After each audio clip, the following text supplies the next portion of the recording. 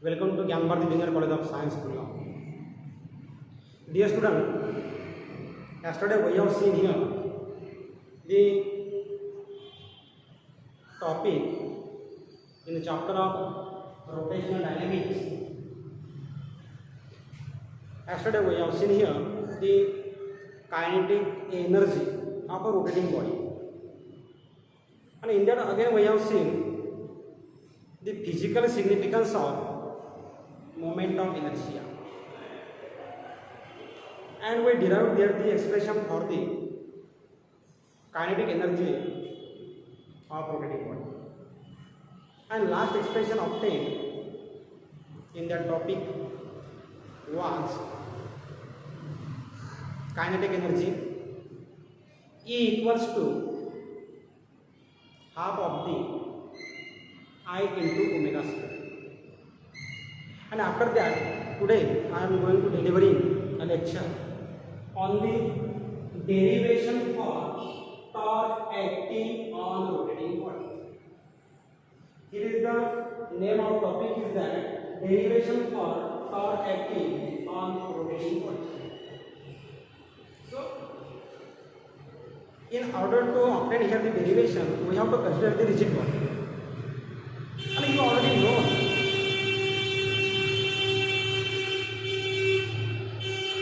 what do you imagine torque acting on a body. So prior to this, we have to see the force in the translational motion. When the force is applied on the body, then the body will be translated from one point to another point, one place to another point after the application of the force. But in the rotational motion, the same role is played by the torque. So here we have to consider here a rigid body. This is the rigid body, and this rigid body of irregular shape rotates about the axis of rotation. This vertical line is called as the axis of rotation. This rigid body rotates with the omega as the angular velocity. This is the angular velocity. Angular velocity. Or we can say in the pattern form angular speed. So when the rigid body rotates about the axis of rotation, which is perpendicular to the plane of the figure. As we have seen earlier, any body is made up of large number of the particles within it. Therefore, here again this body consists of large number of the particles here. Now consider here the first particle which have the mass of m1 and situated at a distance of r. Means तो ये पहला particle जो है और जिसका मास कितना है m1 है और इसका डिस्टेंस जो है दूरी कितनी है पॉइंट O से तो दूरी की तो O से इसका डिस्टेंस कितना है r1 इतनी दूरी पे ये पार्टिकल सिचुएट हुआ। ऐसे मान के चलिए यहाँ पे सेकंड पार्टिकल है कि जिसका मास कितना है m2 है, इसकी दूरी कितनी है r2 है, कहाँ से दूरी और पॉइंट O से।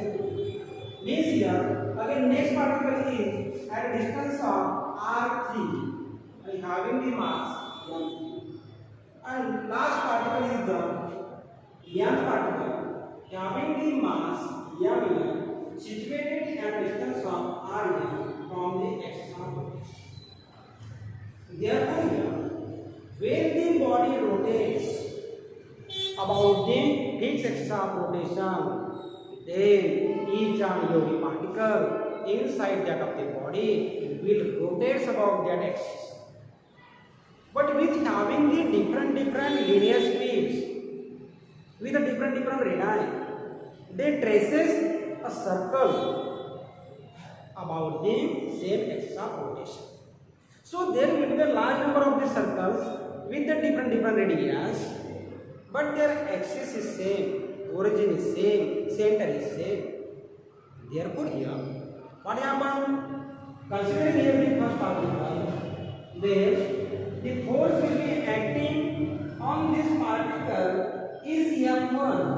which have the velocity v1 means यहाँ से जो पहला पार्टिकल मैंने कंसीडर किया इसका वेलोसिटी कितना है v1, इसका वेलोसिटी कितना है v2 वेलोसिटी, इसका वेलोसिटी कितना है v3 है और लास्ट का वेलोसिटी कितना है vn इसका velocity means m1 m2 m1 are the masses of the particle inside that of the body which are situated at a distance of r1, r2, rn, that is the distance of the particle from the axis of rotation. Again, this particle will be rotated in the circle. It means that they traces the circle about the fixed of rotation.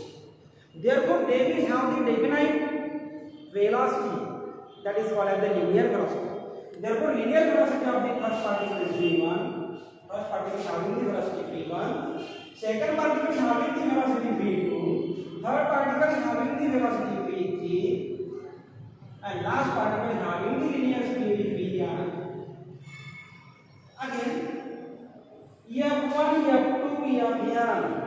These are the forces acting on the different particles. Means ये जो मैंने पहला particle consider किया हूँ यहाँ पे, ये जो पार्टिकल मान के चलते हैं ना, ये पहला पार्टिकल जिसका मास कितना है m2, कितनी दूरी पर है r, कितनी वेलोसिटी से है v1 with the linear speed. And this particle again is acted by the force. This particle experiences a force that is f1 on it. Again, this particle of mass m2 again have the force f2 in this direction of the velocity.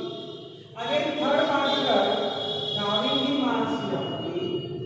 Therefore, again here is the force f3 acting on this third particle. Next, the last particle in the body is mth particle. Mn is the mass.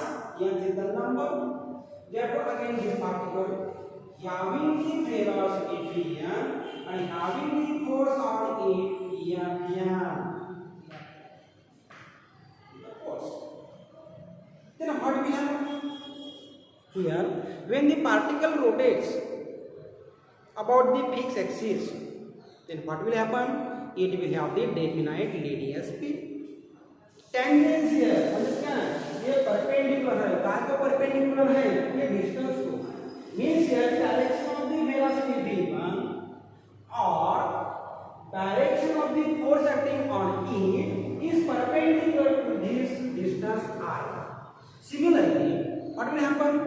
All the forces f1, f2, f3 and fn are perpendicular to the r1, r2, r3 and r. Means they are perpendicular to the distances. Forces are tangential. Forces are perpendicular to the distances. Then what will happen? ये यहाँ पे जो force है F1, मान के चलते कि मैंने पहला पार्टिकल कंसीडर किया हूँ यहाँ पे, मान के चलते हैं कि पहला पार्टिकल जिसका मास कितना है m. अब क्या होगा यहाँ पे? मुझे निकालना है कि पहले पार्टिकल पे फोर्स कितना लग रहा है. Therefore, we have to hear the basic formula for force equal to, that is mass into acceleration. Acceleration. This is the formula for the force. Means F is equal to m into a. This is the basic formula for the force in the translational or the linear motion. Therefore, here what will happen? F is equal to m into a. M is the mass, a is the acceleration. Here small a is the linear acceleration. Therefore, here what will happen? The first particle of mass m1 having the force F1. Therefore, here the force acting on, I am interested, it is necessary to find the force acting on the first particle. Therefore, here the force acting on the first particle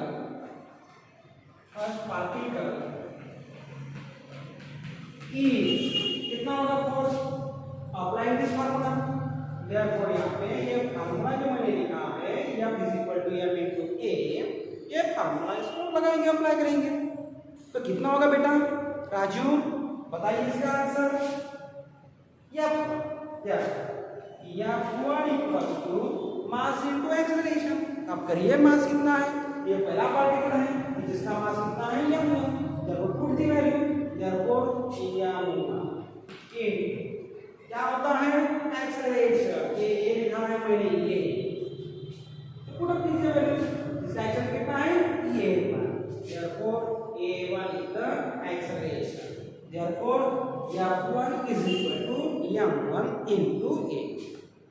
This is the force acting on this first particle of mass m1, जो कहां पर है r1 इतनी दूरी पर है, कहां से है एक्सिस ऑफ रोटेशन से।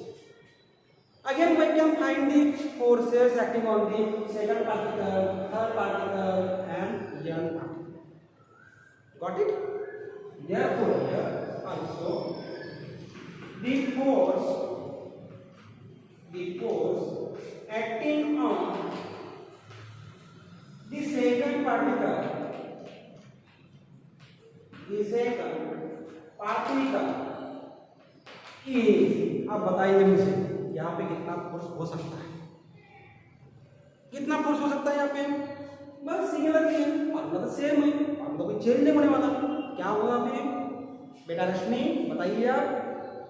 अच्छा ठीक है, ओके ओके हाँ, देखो यहाँ पे F2 is equal to what, M2, इसका मास M2 और एक्सेलरेशन कितना फोर्स होगा, हाँ सही है, बिल्कुल बिल्कुल बिल्कुल हाँ ये। So this is the force acting on the second particle, that is F2 is equal to M2 into E2। ऐसे मुझे क्या निकालना है, force acting on the third particle, fourth particle, fifth particle and the last particle in the body। Got it? Okay। So therefore यहाँ पे similarly the forces acting on the last particle का force निकाल रहा हूँ भाई, कोई मजाक नहीं कर रहा हूँ, उसके ऊपर क्या पड़ रही है वो पार्टिकल ही जाने। देखो यहाँ पे क्या होगा अभी, F इज इक्वल टू बताइए Rashmi, okay that is m mass into acceleration कितना होगा ये ओके राइट, एब्सोल्युटली राइट ये। सो यहाँ पे जो मैंने निकाला है F1 is equal to m1 a1, F2 is equal to M2 into A2. Last is the Fn is equal to Mn into A. These are the forces acting on the different particles in the body. अब मुझे बताइए कि ये जो formula है ये in the first chapter we have seen here what the basic relationship between the linear velocity and the angular velocity.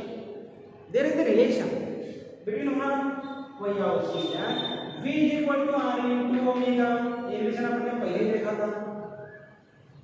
इसके बाद एक रिलेशन और देखा था अपन ने, क्या इसका एक्सेलरेशन ये is equal to r into alpha. ये भी बेसिक रिलेशनशिप है, काइनेटिक रिलेशनशिप है, linear acceleration and then angular acceleration. Here I have written the small a.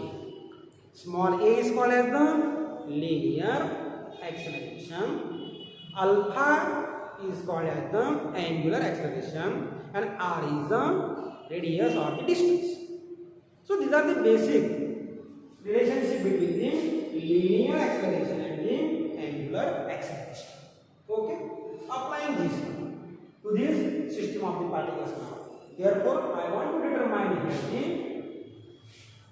acceleration for the first particle. Therefore we have applied here the relationship between the what value, linear acceleration and the acceleration, angular acceleration. Therefore यहाँ पे क्या होगा अभी